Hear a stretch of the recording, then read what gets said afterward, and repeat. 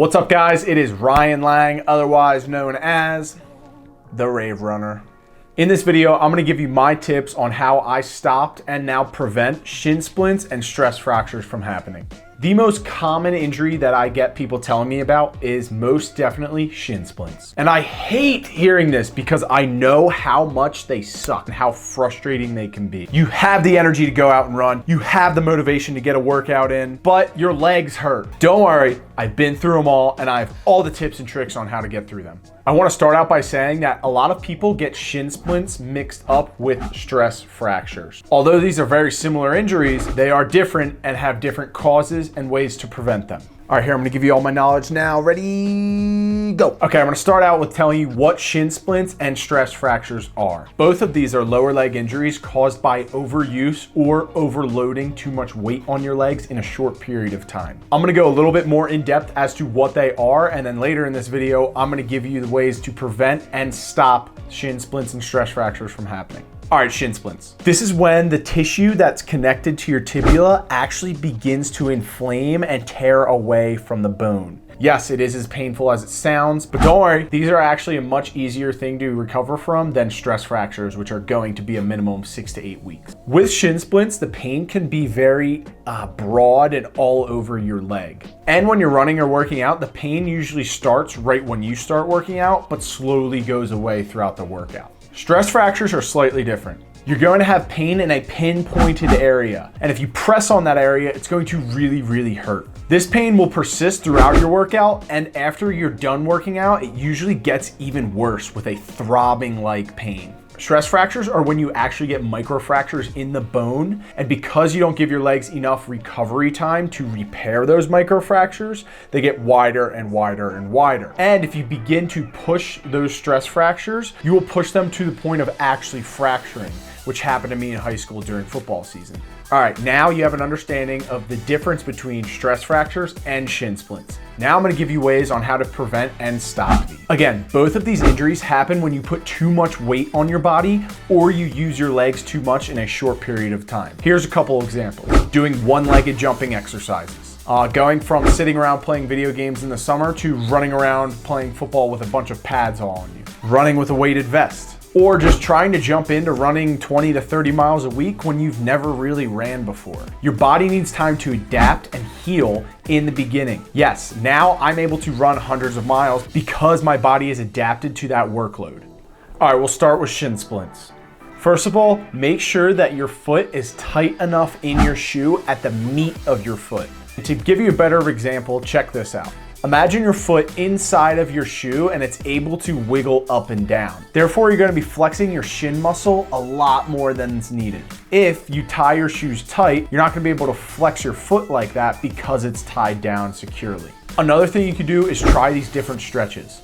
Oftentimes, like I said, shin splints happen and they go away throughout your workout. That's because your muscles are simply not warmed up. If you stretch those shin muscles out and get them ready for a run, you might not experience that pain. Here's 3 stretches you could try. Curl your toes down and lean into them. You'll feel this on the top of your foot into your shin. You can try that same stretch while sitting in a chair. Sitting in the chair will let you go a little bit deeper.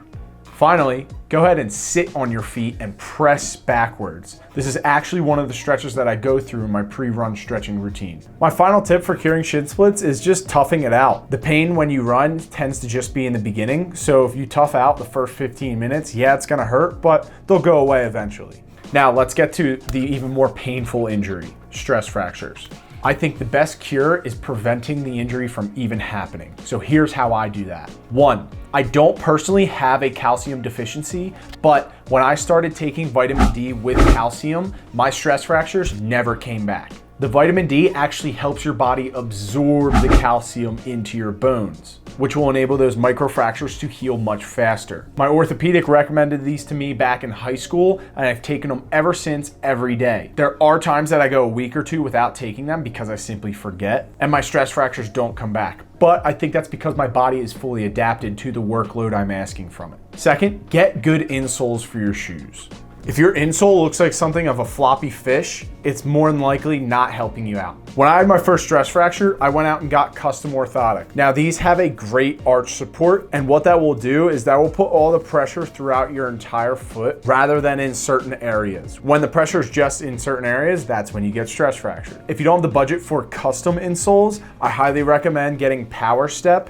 This is a $40 pair of insoles that'll last me about a year, and I use them in all of my other shoes. As you can see, this is super, super tight. And if you take the insole of another shoe out, which I don't have, you'll notice that it has no support. Now, to cure stress fractures, if you didn't have these two ways of preventing them, this is what I recommend. 1, increase your running cadence. What your cadence is how many steps you're taking per minute. If you have a very high running cadence, that's a good thing, because you're taking the right kind of steps. With a low running cadence, that means you have very long strides and you're putting a lot of pressure onto your heel through your entire leg. That's obviously gonna create stress on your tibia, fibula, and your entire foot. 2, decrease your vertical oscillation. What that is how high you're actually jumping in the air when you run. If you keep your height very low and hover close to the ground, your impact is not gonna be that strong. Thus, you'll put less stress on your leg and foot. 3, run on dirt. Stop running on concrete. I hate running on concrete. If you have trails around you, get on them. 4, get legitimate running shoes. Just because you know Nike and they're good at branding and marketing doesn't mean that they actually have a good running shoe, because they don't. 5, take Advil before you run. I really don't recommend this. I used to do it all the time. I don't like taking Advil or any other drugs. If you really need to get through a workout, that's what I recommend. A pro tip would be take an Advil liquid gel, pop it, and rub that liquid on the point that actually hurts. I don't know if this actually works, and I'm sure I'll get roasted that there's no science behind it, but when we were all dying of stress fractures in high school, we tried everything we could do. One of them was this. Finally, just get off your legs and swim for a week or ride a bike and take vitamin D with calcium twice a day. Really give your body everything that it needs to repair those microfractures and come back stronger. All right, that is all the information I have for you on stopping, preventing, or curing stress fractures and shin